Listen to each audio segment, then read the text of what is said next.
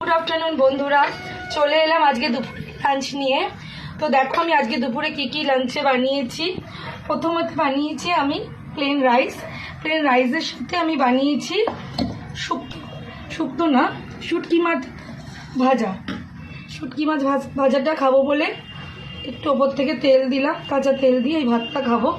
শুটকি মাছ বাটা, এটা সকালবেলা আমি রেসিপিটা শেয়ার করেছি। প্রথমে এটা খাবো, এরপর আমি খাবো এখানে মানকচু বাটা। আজকে সবই স্পেশাল রান্না।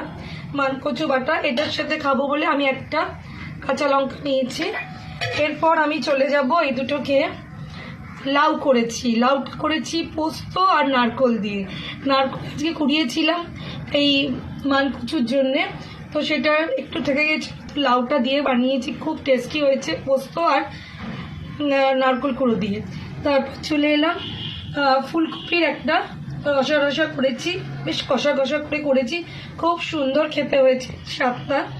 তারপর করেছি বোয়াল মাছের এখানে পেঁয়াজ দিয়ে আর আদা বাটা রসুন দিয়ে একটা বেশ গামাখা গ্রেভি টাইপের করেছি, খুব টেস্ট হয়েছে।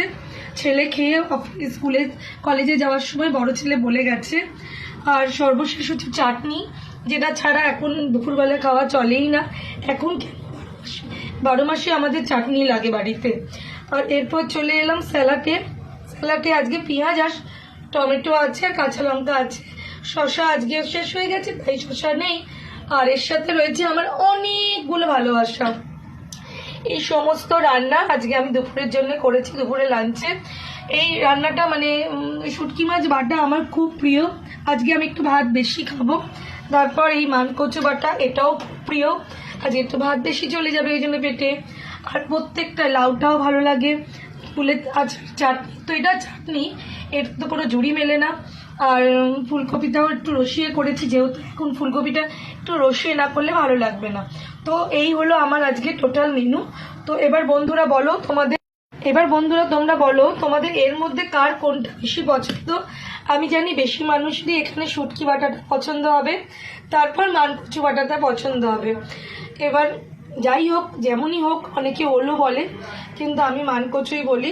তো এই হচ্ছে আজকে আমার রান্না দুপুরে, অনেক সকাল থেকে করলাম, কেন কি একটু ঝামেলা রান্না ছিল।